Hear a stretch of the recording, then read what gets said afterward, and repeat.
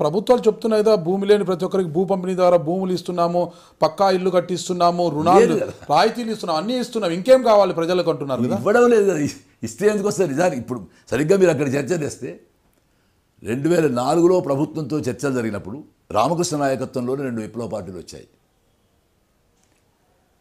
CCC ఒక 8 ఏళ్ళు కృషి చేసింది. మీరన్నట్టుగానే ప్రభుత్వము ప్రజల కోసం ఏర్పడ్డది, ఎన్నికయింది, ఓట్ల ద్వారా ఎన్నికై అధికారంలోకి వచ్చింది.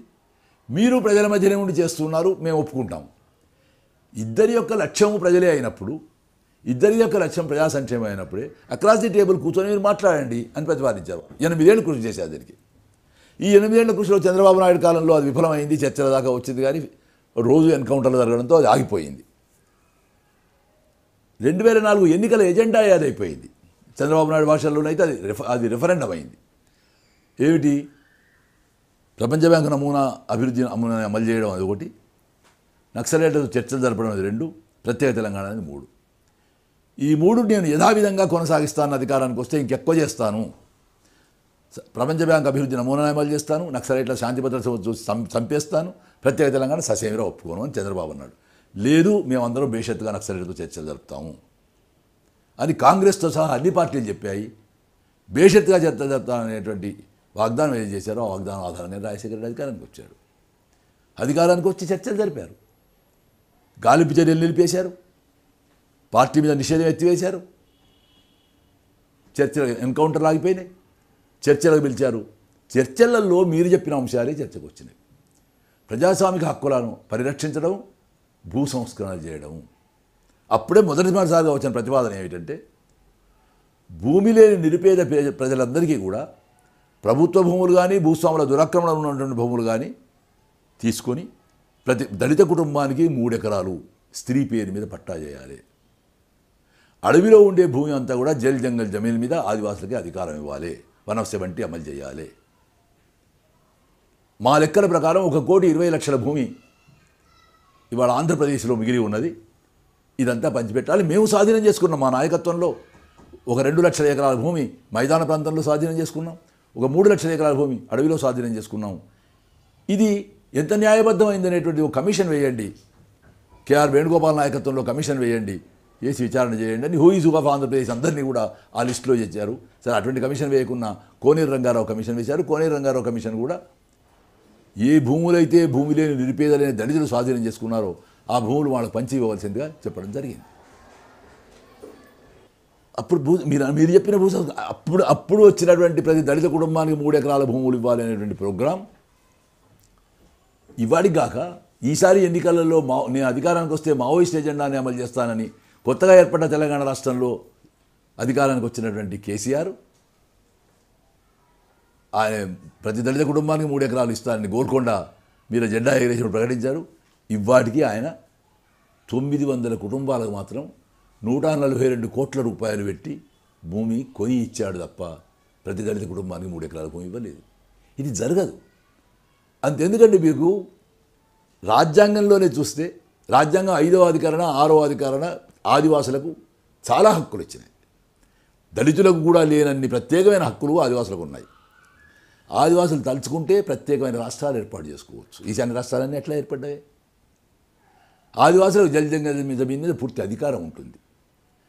వాళ్ళ ఆమోదం లేకుండా 100 ఏళ్ల లీజుకు కూడా భూమి కనుక ఆదివాసీతడికి ఇస్తే 100 ఏళ్ల తర్వాత మళ్ళీ ఆదివాసికి చెందాలి. 170 అదే. ఒరిస్సాలో ఉండేటువంటి 1956 రెగ్యులేషన్ యాక్ట్ అదే. ఇవేమీ చాలన్నట్టుగా పేసా చట్టం వచ్చింది. ఇదంతా బీడీ శర్మ, బూరియా కమిటీ, బీడీ శర్మ, శంకరన్ ఇటువంటి వాళ్ళు రచించిన చట్టాలే ఇవి. ఆదివాసుల పట్ల దళితుల పట్ల అపారమైన ప్రేమ ఉన్న వాళ్ళు రచించినటువంటి చట్టాలే. అంబేద్కర్ రచించినటువంటిది రాజ్యాంగం. ఇన్ని హక్కులు దళితులకు ఆదివాసులకు ఇచ్చింది, ఆదివాసులకు మరీ ఎక్కువ హక్కులు ఇచ్చినటువంటిది. ఇవన్నీ ఆచరణకు వచ్చే వరకు కాగితం మీదవి అయిపోయి ఏమైంది? ఇప్పుడు పేసా చట్టం, పంచాయతీ ఎక్స్టెన్షన్ షెడ్యూల్డ్ యాక్ట్. ఈ యాక్ట్ ఏం చెప్తుందంటే, ప్రభుత్వం ఎవరి భూమి అయినా తీసుకోదలుచుకుంటే, ఆదివాసుల భూమి తీసుకోదలుచుకుంటే గ్రామ సభ ఆమోదం లేకుండా తీసుకోవద్దు.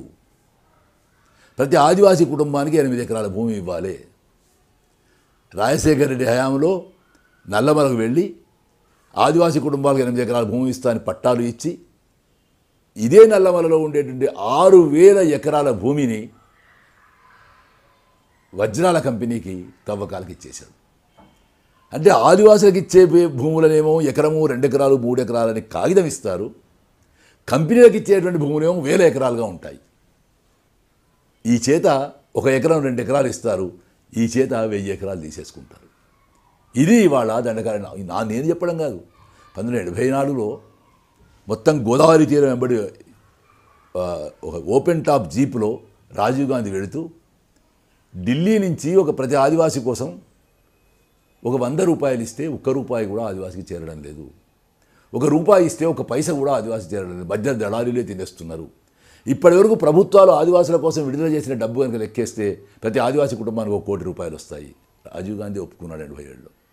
ఇవాటికి జరుగుతుంది. ఆదివాసుల పేరు మీద, దళితుల పేరు మీద ఒక్క దేశం నుంచి కాదు, ప్రపంచ బ్యాంకు నుంచి విడుదలవుతున్నటువంటి డబ్బు రూపాయల రూపంలో కాదు, డాలర్ల రూపంలో విడుదలవుతున్న డబ్బు కోట్ల రూపాయలు, బిలియన్ల రూపాయలు ఆదివాసులకు చేరుతున్నది 1 పైసా కూడా లేదు. ఏమవుతున్నది? ఇదంతా రోడ్లు వేస్తున్నారు, పరిశ్రమలు చేస్తున్నారు. ఈ మొత్తం ఆదివాసీ ప్రాంతంలో ఆదివాసుల కోసం అడవిలో ఇవన్నీ చేస్తూ ఏం చేస్తున్నారు? ఆదివాసులను విస్థాపితం చేస్తున్నారు, లేదా ఆదివాసులను బిచ్చగాణం చేస్తున్నారు, ఆదివాసీ స్త్రీలను వేశ్యలు చేస్తున్నారు. ఎక్కడున్నారు ఇవాళ ఆదివాసులు?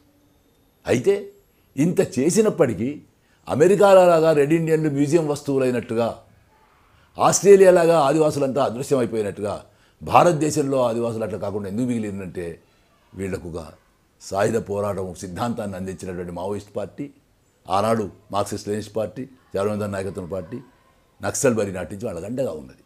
కనుక రెండోసారి విప్లవోద్యమం వచ్చిన తర్వాత కూడా మీరు ఇవాళ చూస్తే మొత్తం తూర్పు మధ్య భారతాలలో ఎక్కడెక్కడ ఆదివాసీ ప్రాంతాలు ఉంటే అక్కడల్లా మావోయిస్ట్ పార్టీ ఉన్నది. మావోయిస్ట్ పార్టీ ఉన్నది కనుకనే ఆదివాసులకు రక్షణ ఉన్నది. ఇవాళ మీకు దండకారణ్యంలో ఒక్క బడా కంపెనీ, ఒక మల్టీనేషనల్ కంపెనీ ప్రవేశించలేకపోతున్నది. పీపుల్స్ వార్ పార్టీ పోవడానికి ఉండేటువంటి బయలు జిల్లాలో ఉండేటువంటి ఎస్ఆర్ కంపెనీ తప్ప ఇంకో కంపెనీ ఇవాళ అక్కడ ప్రవేశించలేదు. ఎస్ఆర్ కంపెనీ కూడా రోజు 3 చెర్ల నీళ్లు తాగుతున్నది మావోయిస్ట్ పార్టీ దీంట్లో. ఒరిస్సాలో నియామగిరి పోరాటం కావచ్చు, పోస్కో పోరాటం కావచ్చు, నారాయణపట్నం పోరాటం కావచ్చు. అంతెందుకు ఈ ప్రస్తుతమైనటువంటి ఎన్కౌంటర్ కారణమైనటువంటి బాక్సైట్ చూసుకోండి మీరు. 2000 సంవత్సరంలో చంద్రబాబు నాయుడు ప్రపంచ బ్యాంకు ఆదేశాల మీద చింతపల్లి అడవుల్లో ఉండేటువంటి 2000 ఎకరాల భూమిని దుబాయ్లో ఉండేటువంటి కంపెనీకి దారాదత్తం చేశాడు, ఎంఓయూ చేసుకున్నాడు. అడ్డుకున్నారు ఆదివాసులు మావోయిస్ట్ పార్టీ నాయకత్వంలో. అప్పుడు ఇంకా మావోయిస్ట్ పార్టీ కాదు, పీపుల్స్ వారే. 2000 నుంచి 2016 వరకు ఆ పోరాటం నడుస్తూనే ఉన్నది. చంద్రబాబు నాయుడు ఉన్నాడు 2004 వరకు. రాజశేఖర రెడ్డి వచ్చాడు, రాజశేఖర రెడ్డి కూడా అమలు చేసి జరగలేదు. మళ్ళీ అధికారానికి వచ్చి అదే ప్రయత్నం చేస్తున్నాడు. ఈ క్రమంలో చంద్రబాబు నాయుడు అప్పుడే సమతా జడ్జిమెంట్ వచ్చింది. సమతా జడ్జిమెంట్ ఏమిటంటే స్టేట్ కదా, ఆదివాసేతరులకు ఇవ్వద్దు కానీ స్టేట్ తీసుకోవచ్చు అన్నది. అంటే సుప్రీంకోర్టు ఏం చెప్పింది? State also is a non tribal. State కూడా ఆదివాసేతరులే కనుక స్టేట్ తీసుకోవడానికి వీలు లేదని సుప్రీంకోర్టు సమతా అనేటువంటి సంస్థ ఎన్జిఓ సుప్రీంకోర్టు వెళ్ళినప్పుడు సుప్రీంకోర్టు తీర్పు ఇచ్చింది. కనుక సాధ్యం కాక చంద్రబాబు నాయుడు ఆ కాలంలో ఉండే ముఖ్యమంత్రులందరినీ కలుపుకొని 7 రాష్ట్రాల ముఖ్యమంత్రులు కలుపుకొని రాజ్యాంగాన్ని సవరించే కుట్ర చేశాడు. సాధ్యం కాలేదు. ఇదంతా ఊరుగా జరగలేదు. ఒక వీరోచితమైన మిలిటెంట్ పోరాటాన్ని సాయుధ మావోయిస్ట్ పార్టీ నాయకత్వంలో చేయడం వల్ల ఆగింది బాక్సైట్ తవ్వకాలు అనేది. ముఖ్యంగా వాకపల్లిలో మహిళలు లైంగిక అత్యాచారానికి గురయ్యారు. గ్రేహౌండ్స్ 11 మంది మహిళలు లైంగిక అత్యాచారాలు గురి చేశారు. బల్లగూడలో మహిళలు గ్రేహౌండ్స్ లైంగిక అత్యాచారాలు గురి చేశారు. వాళ్ళు మనిషి మీద పెట్టే చిత్రహింసలలో లైంగిక చిత్రహింస మరొకటి. ఇవాళ కొత్త సిద్ధాంతం స్త్రీగా చెప్పిన స్త్రీ శరీరం ఇవాళ ఒక రాజకీయ పోరాటం చేస్తున్నది. మిగిలిన చిత్రహింస లాంటిదే లైంగిక చిత్రహింస అనుకుంటాం మేము, దీన్ని ఒక అవమానంగా భావించాం మేము అని ఎప్పుడైతే పోరాటం చేశారో అప్పుడు ఇప్పుడు రీసెంట్గా ఉదాహరణ చూసుకుంటే మీరు మళ్ళీ బాక్సైట్ కంపెనీ కూడా ప్రయత్నం చేసినప్పుడు ఉద్యమం స్థానిక సర్పంచ్ల దగ్గర నుంచి మొదలుకుంటే ఎమ్మెల్యేల నుంచి మంత్రుల కనుక ఒత్తిడి తేవడంతో అందరూ రాజీనామాలు చేశారు. రాజీనామాలు చేసి తాత్కాలికంగా జీవో విత్డ్రా చేసుకున్నాం. ఇప్పుడు మొన్నటి ఎన్కౌంటర్ విషయం కూడా జరిగింది. మేము అక్కడ మల్కన్గిరి వెళ్ళి మృతదేహాలను తీసుకొని వస్తున్నాం. మొత్తం శ్రీకాకుళం, విజయనగరం, విశాఖపట్నం ప్రాంతాల్లో సర్పంచ్లందరూ రాజీనామాలు చేశారు. అంటే నిజానికి ఇది ఎవరో కొద్దిమంది పిడికెడు దళారీ స్వార్థ ప్రయోజనాలు తప్ప స్థానికంగా ఉండేటువంటి ఎవరు కూడా ప్రజల ముందుకు వచ్చేటువంటి పరిస్థితి లేదు. ఇవాళ నిజంగా ఇప్పుడు ఆపరేషన్ రామకృష్ణ అని పేరు పెట్టింది కానీ, ఆపరేషన్ ఆర్కే అని పేరు పెట్టింది కానీ, ఇది ఆపరేషన్ మైనింగ్ మాఫియా. ఆ ప్రయోజనం కొరకు. ఇదేమి పోలీసులకు మావోయిస్టు మధ్య యుద్ధం కాదండి. ఇది పోలీసులు ఏమిటి? పోలీస్ చేతిలో తుపాకీ ఎటువంటిదో రాజ్యం చేతిలో పోలీసు అటువంటి వాడు. ఎవరి మీద ఎక్కువ పెడితే వాళ్ళకి పోతుంది. ప్రభుత్వం ఎన్కౌంటర్లు ఉండొద్దు అనుకుంటే పోలీసులు ఎన్కౌంటర్ ఎందుకు చేస్తారండి? ఎన్టీ రామారావు కాలంలో కొంతకాలం దాకా ఎన్కౌంటర్లు ఉండొద్దు అనుకున్నాడు, ఎన్కౌంటర్లు లేవు. చెన్నారెడ్డి 9 నెలల పాటు ఎన్కౌంటర్లు ఉండొద్దు అనుకున్నాడు, 90లో ఎన్కౌంటర్లు లేవు. రాజశేఖర రెడ్డి 2004లో వచ్చినప్పుడు 9 నెలల పాటు ఎన్కౌంటర్లు ఉండొద్దు అనుకున్నాడు, ఎన్కౌంటర్లు లేవు. ప్రభుత్వాలు ఎన్కౌంటర్లు ఉండొద్దు అనుకుంటే పోలీసులకి, ఎందుకంటే పోలీసులకు వచ్చేది కాదు ఇది. పోలీసులకు కొన్ని ప్రమోషన్ రావచ్చు, పోలీసులకు కొన్ని రివార్డులు రావచ్చు, కానీ పోలీసులకు మీరు పంచుకునే ఆస్తిలో వాటా లేదు కదా. ప్రభుత్వంలో ఉండేటువంటి మంత్రులు దళారీలుగా మారి పంచుకునేటువంటి ఆస్తులలో, ప్రభుత్వంలో ఉండేటువంటి పాలకులు బడా కంపెనీలకు, సామ్రాజ్యవాదానికి, భూస్వామ్యానికి పంచి ఇచ్చే ఆస్తులలో పోలీసులకు వాటా లేదు. కాకపోతే కొన్ని కుక్క బిస్కెట్లు ఉంటాయి. ఈ కుక్క బిస్కెట్ల కోసం ఇంత పోరాటం చేసి ఇంత ప్రాణాలు అర్పించాల్సిన అవసరం లేదు వాళ్ళకు. అది వాళ్ళు అర్థం చేసుకున్నాడు. రష్యాలో ఎట్లాగైతే సైన్యం నుంచి సగభాగం ఎర్ర సైన్యంలో భాగమైందో అట్లా అయిపోతుంది. మీరు అంటున్నారు వెంకయ్యనాయుడు, జయరాం రమేష్ వీళ్ళంతా కలిసి కూడా కేసీఆర్కి వచ్చేసి తెలంగాణ, చంద్రబాబు నాయుడుకి పోలవరం అంటారు. అంటే కేసీఆర్కి తెలంగాణ అంటే ఆయన రాష్ట్ర ముఖ్యమంత్రి అవుతారు కాబట్టి ఒక పదవి అనుభవిస్తారు. చంద్రబాబు నాయుడుకి పోలవరం ఇవ్వడం వల్ల లాభం ఏంటంటారు? నేను చంద్రబాబు నాయుడు, చంద్రశేఖరరావు పేర్లు తీసుకుంటున్నానంటే వాళ్ళ వెనుక ఉండే వర్గం. రేపు చంద్రశేఖరరావు పోయి కేటీఆర్ రావచ్చు, XYZ రావచ్చు. చంద్రబాబు నాయుడు పోయి లోకేష్ రావు రావచ్చు, XYZ. ఇక్కడ